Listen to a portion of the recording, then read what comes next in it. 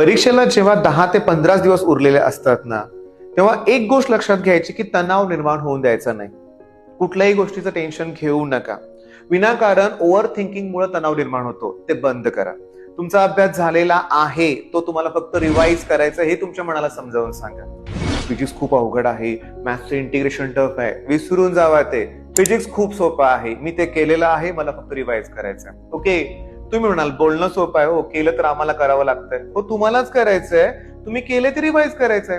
काय करणार तुम्ही? फिजिक्सचे खूप अवघड डेरिव्हेशन्स नाहीत केले ना, नका करू या स्टेजला. पण मी लास्ट टाइम पण तुम्हाला बोललोय बऱ्याच वेळा की डेफिनेशन, डायग्राम, डिस्टिंग्विश याचं मेरिट 50% आहे. म्हणजे 70 मार्काचा पेपर असेल तर 35 ते 40 मार्क हे सोपे प्रश्न असतात. 40 मार्कांचे सोपे प्रश्न असतात.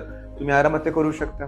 मग तणाव कशाला घेताय? बर 15 दिवस उरले, तुम्ही ना टॉपिक काउंट करू नका. फिजिक्सचे 16 टॉपिक, केमिस्ट्रीचे 16 टॉपिक असं काउंट करत बसला ना तुम्ही 15 दिवस 80 टॉपिक असा हिशोब लावत बसाल, नकोय.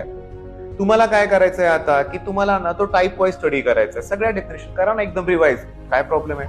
बर आम्ही काही केलाच नाही आतापर्यंत अभ्यास, पण आता करायचंय. होऊ शकेल. मग कसा होऊ शकेल? फक्त पेपर सॉल्व्ह करा. आतापर्यंत जे पेपर झालेत बोर्डचे तेवढे 5 पेपर सॉल्व्ह करा, तुम्हाला पेपर सोपा जाईल. ओके, तेवढं सफिशियंट नाहीये, आम्हाला अजून करायचंय. ओके, मग तुमच्या शहरात